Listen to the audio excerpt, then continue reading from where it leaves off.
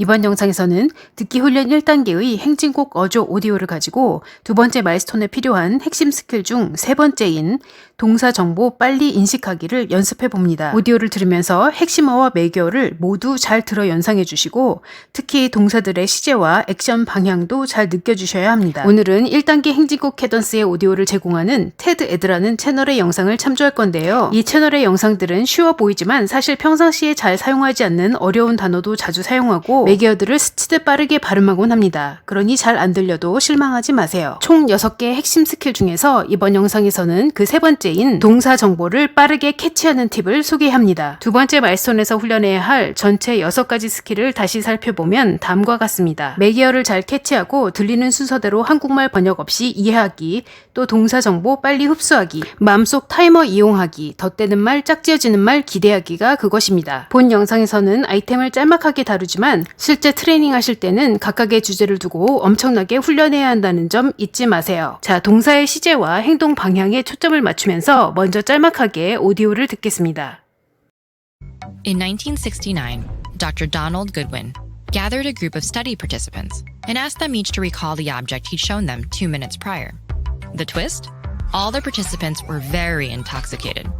Despite this, most could pay attention to the task and correctly name the toy they had just seen. Yet, when Donald asked them to recall that object a mere 30 minutes later, half the participants drew a blank, having blacked out the earlier moment entirely. The study illustrates the strange and somewhat selective effects alcohol has on the brain. Many intoxicated people can perform complex tasks like holding a detailed conversation or navigating a walk home. Yet, for those experiencing what is known as a blackout, the memory of these events is quickly forgotten.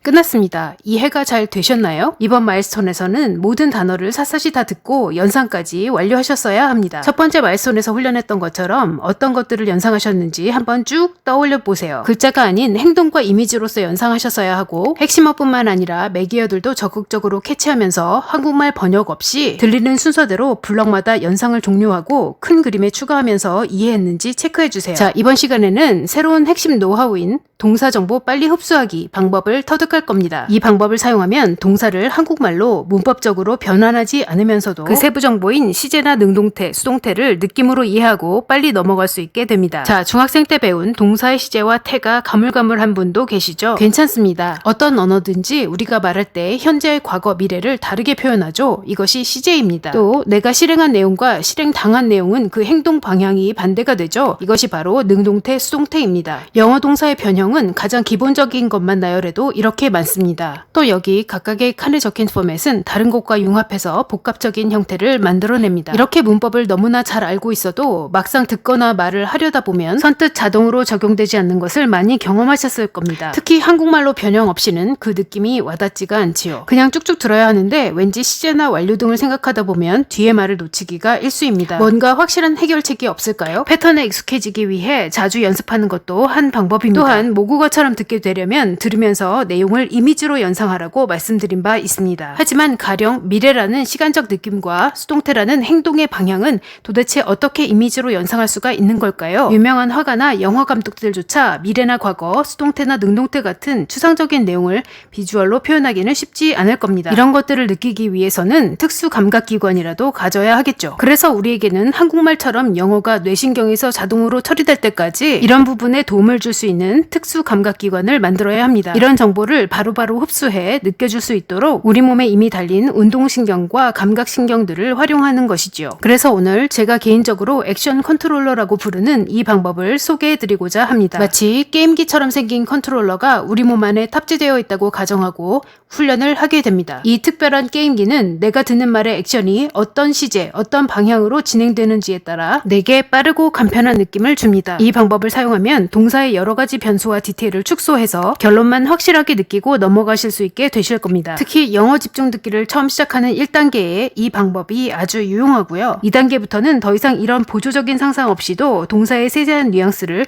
즉시 구분해서 느낄 수 있게 됩니다. 그럼 이제 내 마음속의 액션 컨트롤러가 어떻게 작용하는지 알려드리겠습니다. 내 몸이 컨트롤러와 연결되어 있다고 생각하고 내가 듣는 말의 액션이 어느 시제, 어떤 방향의 뜻을 갖는지에 따라 그 결과값 방향으로 내 몸이 짧고 빠르게 갸우뚱하는 느낌을 느껴주는 것입니다. 뇌과학과 생리 심리학에 따르면 우리 뇌와 신체 반응은 서로 영향을 주고받습니다. 느낌 때문에 동작이 나오기도 하고 동작 때문에 어떤 느낌을 받기도 하죠. 우리 몸이 앞으로 나간다는 느낌에서 우리는 내가 주도적인 상황에 있구나 라고 느끼고, 우리 몸이 뒤로 움츠러든다면 내가 소극적이구나, 부끄러운가? 라는 느낌을 받기도 합니다. 또 우리는 글씨를 쓸 때 일정한 방향, 즉 좌측에서 우측으로 글을 씁니다. 그러니 사회통념상 왼쪽은 지나간 과거, 오른쪽은 다가올 미래로 생각됩니다. 이 점을 이용하여 영어를 들으실 때 들리는 동사의 시제와 수동, 능동 방향에 맞추어 몸통이나 머리가 약간 그 방향으로 기우는 느낌을 살짝 느껴주시면 됩니다. 능동이나 진행형은 앞쪽, 수동태는 뒤쪽, 현재는 그대로, 과거는 왼쪽, 미래는 오른쪽입니다. 물론 복합적으로 시제와 액션 방향이 합쳐진 경우도 그 덧셈으로 쉽게 좌표를 잡아줄 수 있습니다. 과거가 먼저 들려서 왼쪽으로 꺾었는데 같은 동사에 갑자기 수동태가 또 더 들렸다면 뒤로도 꺾어주셔서 결과적으로 왼쪽 뒤로 느끼셨어야 하는 겁니다. 이렇게 하다 보면 굳이 느낌을 한국말 글자로 변환해 기억하려 하지 않아도 내 순간순간의 체험을 나의 뇌가 더 잘 기억해버리기 때문에 듣는 동사를 빠르게 정확히 흡수하고 넘어갈 수 있게 됩니다. 즉 이미지 연상은 비주얼로 하고 부가 정보는 내 몸으로 느끼는 것이죠. 처음에는 좀 낯설게 느껴지고 그 이유도 잘 와닿지 않을 것입니다. 하지만 몇 번 해보시면 이 방법이 여러분의 뇌에서 한국말 번역을 필요 없게 만들어준다는 것을 알게 되실 겁니다. 예를 들어 will이나 과거형처럼 가장 도드라지는 단어가 들리자마자 마치 게임하듯이 컨트롤러를 틀어주세요. 단번에 느껴지는 대로 빨리 결정을 해야 합니다. 실제로 대화할 때 문법 생각을 하며 들을 시간은 없기 때문입니다. 그렇기에 우리는 이런 훈련을 미리미리 해두어야 하는 것입니다. 정확도를 높이기 위해서 말이죠. 예를 들어 will이 들리는 순간 컨트롤러를 오른쪽으로 미셨다면 좋습니다. 또 ing가 들리는 순간 컨트롤러를 앞으로 꺾으시면 되겠죠. 한 동사 구간에 will과 ing가 순차적으로 들린다면 각각 빠르게 오른쪽 앞쪽으로 미셔서 결국은 컨트롤러가 오른쪽 앞으로 가게 되겠죠. 그러고 나서 본능적으로 우측의 전진 감각, 즉 미래에 진행하고 있다는 몸의 감각을 느끼십시오. 처음에 말씀드린 것과 같이 이런 시제와 태는 여러 가지가 서로 합쳐져서 사용될 수 있습니다. 동사의 정보가 복잡하게 얽혀있을 때는 무조건 결과 위주로 간다는 것만 생각하시면 됩니다. 결과적으로 과거면 왼쪽, 결과적으로 미래면 오른쪽, 현재면 제자리입니다. 그것이 과거 완료든 현재 완료든 그런 문법적인 내용은 중요하지 않고 결과적으로 다 과거 얘기면 그냥 과거, 왼쪽으로 꺾어주시는 겁니다. 이렇게 훈련을 하심에 따라 점점 내 몸의 느낌과 이해하는 내용 사이에 일종의 일심동체 같은 커넥션이 생기게 되고 점점 언어의 의미가 겉도는 것이 아닌 체험되는 듯한 느낌을 받게 되실 겁니다. 하지만 시험 보듯이 연습하지 마시고 그냥 게임하듯이 즐기듯 훈련해야 합니다. 중간에 잘못 이해한다든가 하는 것은 기술이 정교해질 때까지 거쳐야만 하는 시행착오이니 겁내거나 두려워하면 목표에 다다를 수 없게 됩니다. 이런 시스템으로 연습하다 보면 오히려 내가 쉽게 착각하는 패턴이 무엇인지도 잘 알게 됩니다. 가령 내 컨트롤러는 항상 뉴트럴 포지션인데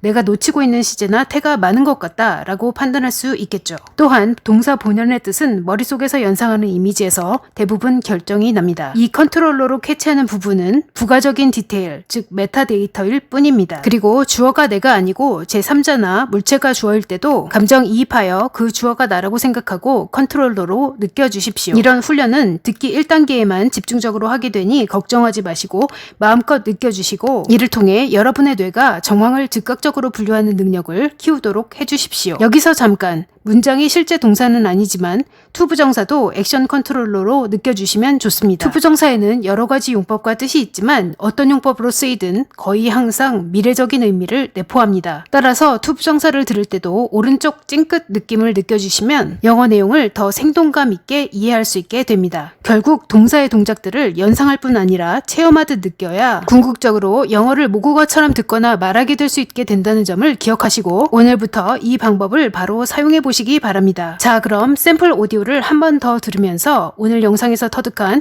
마음속 컨트롤러를 이용해 동사들의 정보를 느껴보도록 할까요? In 1969, Dr. Donald Goodwin gathered a group of study participants and asked them each to recall the object he'd shown them 2 minutes prior. The twist? All the participants were very intoxicated. Despite this, most could pay attention to the task and correctly name the toy they had just seen. Yet, when Donald asked them to recall that object a mere 30 minutes later, half the participants drew a blank, having blacked out the earlier moment entirely. The study illustrates the strange and somewhat selective effects alcohol has on the brain. Many intoxicated people can perform complex tasks like holding a detailed conversation or navigating a walk home. Yet, for those experiencing what is known as a blackout, the memory of these events is quickly forgotten.